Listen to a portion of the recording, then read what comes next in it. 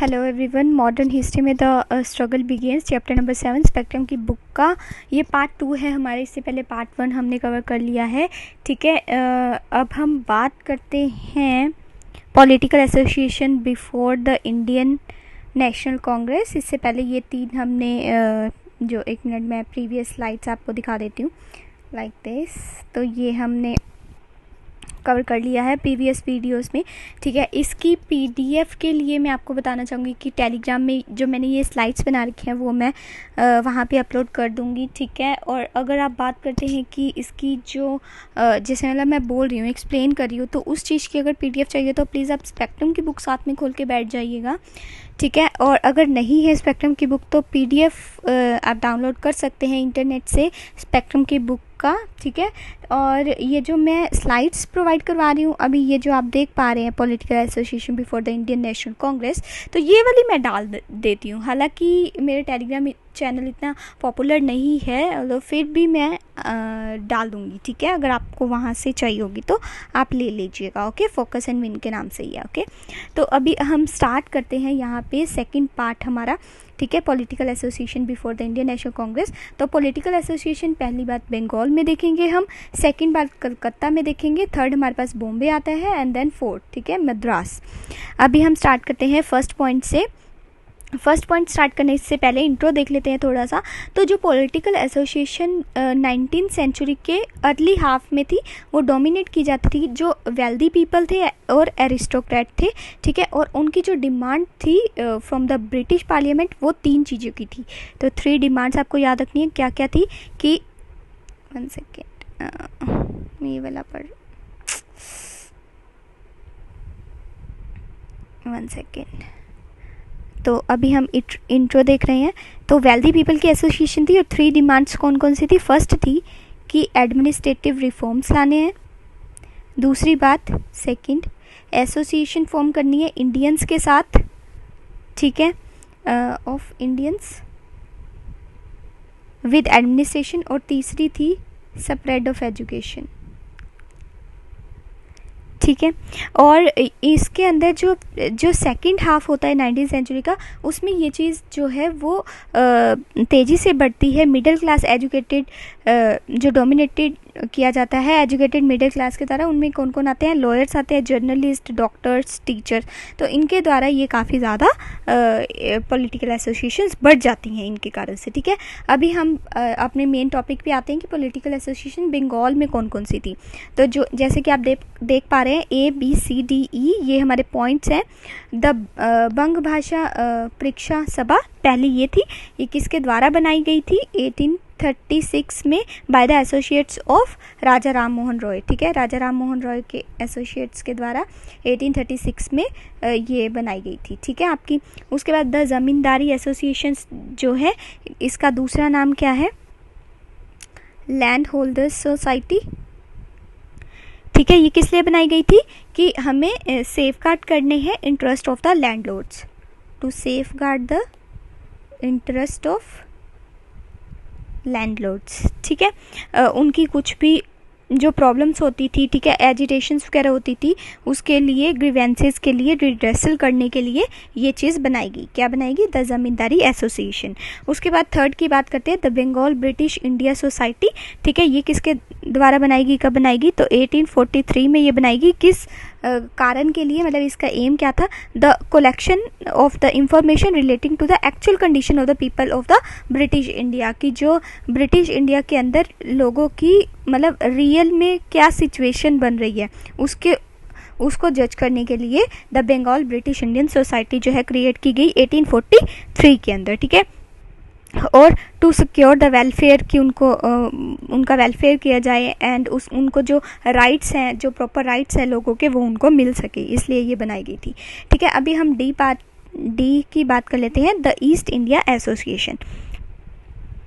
The east India association पर जाने से पहले मैं आपको ये बता दूं कि एक मिनट थोड़ा सा पेन चेंज कर लेते हैं कि जो बी और सी थे, ठीक है, ये दोनों जो बी और सी थे वो 1851 में इनको कंबाइन करके एक ही बना दिया जाता है, मर्ज कर दिया जाता है, जिसका नाम होता है ब्रिटिश इंडिया एसोसिएशन। तो ये भी याद रखेंगे, ब्रिटिश इंडियन एसोसिएशन। ठीक है, तो इनको इस चीज़ को आप याद रखेंगे, जिसके अंदर फिर बाद में जाके अभी देखिए ये हमने पढ़ लिया ये किसके लिए थी, सॉरी ये किसके लिए थी, ये किसके लिए थी एंड सी वाली किसके लिए थी। अब जब बी एंड सी को कंबाइन करके एक बना दिया गया ब्रिटिश इंडिया एसोसिएशन, तो इनके क्या क्या ये चाहते थे, तो ये चाहते थे कि सेपरेट लेजिस्लेटर होना चाहिए, ठीक है, पॉपुलर करेक्टर का। सेकंड चीज़ की एग्जीक्यूटिव को अलग करना है जुडिशरी से, और जो हायर ऑफिसर्स हैं उनकी जो सैलरीज हैं उनको कम करना है, और जो salt duty, Akbari and stamp duties हैं उनको ख़त्म कर देना है। तो ये इनकी डिमांड थी किनकी, ब्रिटिश इंडिया एसोसिएशन की, ठीक है, जो कि 1851 में बनाई गई। एक बारी दोबारा से मैं इसको रब कर देती हूँ। तो अभी हमने बात की कि आपकी ये जो बी एंड सी को कंबाइन करके 1851 में ब्रिटिश इंडिया एसोसिएशन बना दी। इनके कुछ पॉइंट्स थे। पहला मैं लिख देती हूँ कि सेपरेट लेजिस्लेचर बनाना है पॉपुलर नेचर का। सेकंड बात कि एग्जीक्यूटिव को जुडिशरी से अलग करना है। तीसरी बात कि जो हायर ऑफिसर्स हैं उनकी जो सैलरी है वो रिड्यूस करनी है। फोर्थ जो है जो स्टैम्प ड्यूटीज़ होती हैं, सॉल्ट ड्यूटी होती है, ठीक है, इनको जो है वो एबॉलिश करना है, ठीक है। उसके बाद ये जो सारी डिमांड्स थी ये चार्टर एक्ट ऑफ 1853 में, क्योंकि मैंने बताया 51 में ये बनी थी, तो 53 वाले चार्टर एक्ट में इसको पार्शली जो है वो अलाउ कर दिया गया, एक्सेप्ट कर लिया गया सॉरी। और साथ ही साथ में 6 मेंबर्स जो हैं वो और ऐड कर दिए गए governor general council for legislative assembly में, ठीक है। तो ये भी बात आप याद रखेंगे इसके साथ साथ, ठीक है। अब हम बात कर लेते हैं अपनी डी पॉइंट की, द ईस्ट इंडिया एसोसिएशन। तो इसमें क्या था, ये किसके द्वारा ऑर्गेनाइज करवाई गई थी, दादा भाई नौरोजी के द्वारा 1866 में लंदन में। किस चीज़ के लिए, to discuss the question and influence public man in England to promote the Indian welfare. तो इंडियन वेलफेयर के लिए ही ये बनाई गई थी कि किस तरीके से वहाँ पे डिस्कशन करके और लोगों के भले के लिए इनको काम करना है। लेकिन इसकी जो ब्रांचेस है ना वो फिर लेटर ऑन इंडियन सिटीज़ में, काफ़ी सिटीज़ में ये खुलनी शुरू हो गई थी, ठीक है। अभी हम बात कर लेते हैं द इंडियन लीग की। तो ये कब बना था, 1875 में बनाया गया था बाय शिशिर कुमार घोष, ठीक है। तो ये काफ़ी इंपॉर्टेंट है, ये पूछा जाता। अच्छा, इसकी ना क्रोनोलॉजी पूछी जा सकती है कि पहले कौन सा बना था फिर कौन सा बना, तो सारे ईयर्स आपको जो है वो याद रखने हैं। तो इंडियन लीग जो है वो 1875 में बनाया गया था शिशिर कुमार घोष के द्वारा। और इसका मेन ऑब्जेक्टिव यही था कि नेशनलिज्म की भावना लोगों में कैसे जागरूक करनी है, स्टिमुलाइज करनी है, और उन्हें कैसे इनकरेज करना है पॉलिटिकल एजुकेशन के लिए, ठीक है। तो यहाँ तक था ये हमारा बंगाल के अंडर जो पॉलिटिकल एसोसिएशंस रही हैं उनके बारे में। अभी हम बात कर लेते हैं कि the Indian association of Calcutta की, ठीक है। तो सेकंड पॉइंट हमारे पास आ जाता है the Indian association of Calcutta. तो ये जो था, ये जो फाउंड की गई थी आपकी इंडियन लीग, ठीक है, जो अभी हमने बात की, जो कि 1875 में आई थी। तो उसके बाद एक साल बाद ही इसे बना दिया गया था द इंडियन एसोसिएशन कलकत्ता वाली को, ठीक है। और किसके द्वारा बनाया गया था, ये काफ़ी इंपॉर्टेंट पॉइंट है, आपको याद रखना है। एक तो सुरेंद्र नाथ बनर्जी प्लस आनंद मोहन बोस, बंगाल के सुरेंद्रनाथ बनर्जी और आनंद मोहन बोस के द्वारा ये बनाई गई थी। और जो कि ये जो थे दोनों, ये disconnected with the conservative and pro landlord policies of the British India association, तो उनके लिए था ये, ठीक है। और आगे जाके इनके जो एम्स थे वो भी आपको याद रखने कि इनके क्या एम्स रहे। तो इनके एम्स ये थे कि हमें जो है स्ट्रॉन्ग पब्लिक ओपिनियन क्रिएट करना चाहिए ऑन द पॉलिटिकल क्वेश्चंस। तो पॉलिटिकल क्वेश्चंस पर हमें स्ट्रॉन्ग पब्लिक ओपिनियन क्रिएट करना है। और दूसरी बात, unify Indian people on the common political programme. तो यूनिफाई करना है हमने भारतीय लोगों को, ठीक है, ऑन द पॉलिटिकल बेसिस, ठीक है। उसके बाद इसकी जो काफ़ी सारी ब्रांचेस हैं, ठीक है, ये इंडियन एसोसिएशन कलकत्ता की इसकी काफ़ी सारी ब्रांचेस जो हैं बंगाल की सिटीज़ में तो खोली गई, आउटसाइड बंगाल भी खोली गई काफ़ी सारी। और इसमें जो मेंबरशिप थी ठीक है। मेंबरशिप लेने के लिए जो फ़ी थी वो बहुत ही ज़्यादा लो रखी, क्यों, ताकि पुअर लोग भी इसको ज्वाइन कर सकें, ठीक है। अभी हम आगे चलते हैं। आई थिंक आपको ये सब क्लियर हो गया होगा। अभी हम आगे चलते हैं जहाँ पे पॉलिटिकल एसोसिएशन इन बॉम्बे की बात करेंगे, ठीक है। अभी हम बात करेंगे बॉम्बे की, जिसके अंदर आपके पास दो चीज़ें देखने को मिल रही हैं, द पूना सार्वजनिक सभा and the Bombay presidency association. अभी हम पहले पूना सार्वजनिक सभा की बात कर लेते हैं, जो कि 1867 में फाउंड की गई थी। और किसने फाउंड किया था इसको? महादेव गोविंद रानाडे। तो ये काफ़ी इंपॉर्टेंट है। प्लस इनके साथ कुछ और भी अदर लोग भी थे, लेकिन आपको इनका नाम याद रखना है, महादेव गोविंद रानाडे, ठीक है, 1867 में, ठीक है। और इनका मेन ऑब्जेक्टिव क्या था कि हमें एक ब्रिज बनाना है between the government and the people, ठीक है। गवर्नमेंट एंड पीपल के बीच में ब्रिज का काम करते थे ये, ठीक है, कि कैसे इनको कनेक्ट करना है, गवर्नमेंट को और लोगों को। उसके बाद द बॉम्बे प्रेसिडेंसी एसोसिएशन, ये जो है ये 1885 में आई, और 3 लोगों का नाम इसमें आता है। तो आपको तीनों नाम जो है वो रटे होने चाहिए। पहला है बदरुद्दीन तैयब जी, ठीक है, Pherozeshah Mehta, very important name these are. और उसके बाद तीसरा है केटी तेलंग, ठीक है। तो ये इनके द्वारा, इन तीनों के द्वारा बनाई गई 1885 में। अब हम बात कर लेते हैं पॉलिटिकल एसोसिएशंस इन मद्रास की, ठीक है। तो ये कब बनाई गई?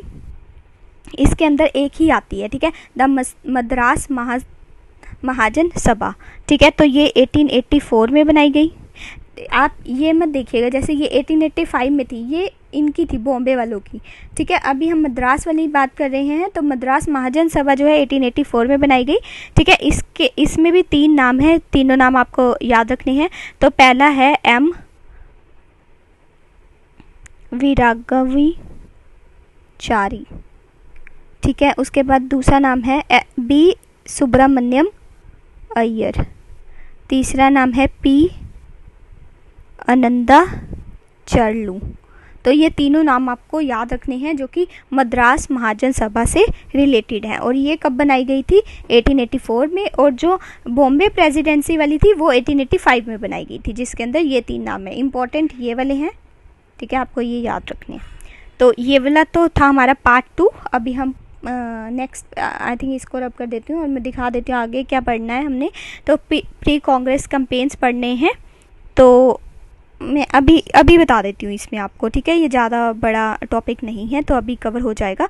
तो ऑल इंडिया एसोसिएशंस जो अपीयर होनी शुरू हुई इंडियन नेशनल कांग्रेस से पहले, तो उस पर जो मतलब इसमें कैंपेन्स में क्या क्या आएगा तो वो देख लेते हैं। तो 1875 में जो है वो आपका इम्पोजिशन लगाना शुरू हुआ था, इम्पोर्ट ड्यूटी ऑन कॉटन। तो ये चीज़ें थोड़ी बहुत ही आपको याद होनी चाहिए, ठीक है। उसके बाद 1878 और 9 में आपका for Indianisation of the government service, तो Indianisation of government service. Then आपका थर्ड पॉइंट आता है अगेंस्ट, मतलब प्री कांग्रेस से पहले कौन कौन से कैंपेन्स हुए थे ये उसकी बात है। तो अगेंस्ट थे ये लिट्टन की जो अफगान एडवेंचर था उसके, ठीक है। उसके बाद फोर्थ पॉइंट आपके पास आ जाता है, ये अगेंस्ट थे आर्म्स एक्ट के, उसके खिलाफ जो है कैंपेन चलाया जाता है 1878 में। उसके बाद फिफ्थ पॉइंट आपके पास आता है, ये अगेंस्ट थे वर्नैकुलर प्रेस एक्ट। ये मैंने आपको प्रेस वाले चैप्टर में बिल्कुल समझा रखा है, आप उससे जाके ज़रूर देखिएगा, 1878 में हुआ था। उसके बाद सिक्स्थ पॉइंट आता है आपके पास for right to join the volunteer corps, ठीक है, right to join the volunteer corps, ठीक है। और ये अगेंस्ट थे प्लांटेशन लेबर के, seventh against the plantation labour plus against the inland immigration act, ठीक है।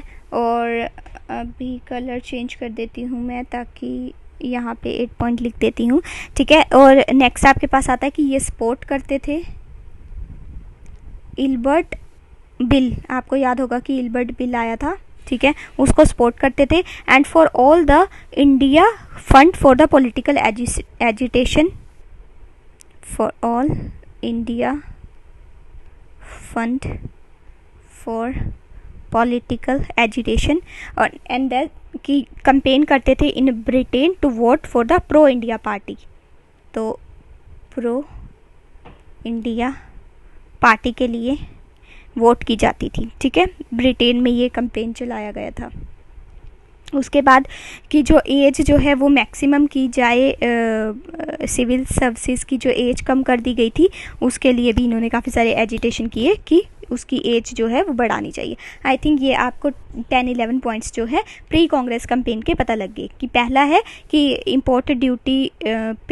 इम्पोर्ट ड्यूटी लगानी है कॉटन के ऊपर। सेकंड है कि इंडियनाइजेशन करना है गवर्नमेंट सर्विस। थर्ड है कि जो लिटन की अफगान एडवेंचर है उसके अगेंस्ट में थे। फोर्थ पॉइंट की जो आर्म्स एक्ट था उसके अगेंस्ट में थे। वर्नैकुलर प्रेस एक्ट के अगेंस्ट में थे। Right to join the volunteer corps चाहते थे। Against the plantation labour and the inland immigration Act, और सपोर्ट करते थे, आपके पास 8 पॉइंट जो मैंने रेड में लिखा हुआ है कि इल्बर्ट बिल को सपोर्ट करते थे। All India fund for political agitation किया करते थे। और 10th पॉइंट मैंने लिखा हुआ है कि प्रो इंडिया पार्टी के लिए वोट करते थे ब्रिटेन। और एंड 11th पॉइंट की जो सिविल सर्विसेज थे उसमें जो एज थी वो कम कर रहे थे, उसके अगेंस्ट में थे, बढ़ाने की बात कर रहे थे। आई थिंक ये वाला पार्ट आपको समझ में आ गया होगा, ठीक है। अभी हम आगे चलते हैं। तो नेक्स्ट पार्ट में हम ये पढ़ेंगे, ठीक है, Indian National Congress and its aim and objective, and then कि ये जो इंडियन नेशनल कांग्रेस बनी है क्या was it a safety valve, ठीक है। एंड देन हम कवर करेंगे ये जो मेथड्स है पॉलिटिकल वर्क के, ठीक है, ऑफ द मॉडरेट्स, ठीक है। एंड देन आपका ये ख़त्म हो जाएगा, ठीक है। Thank you.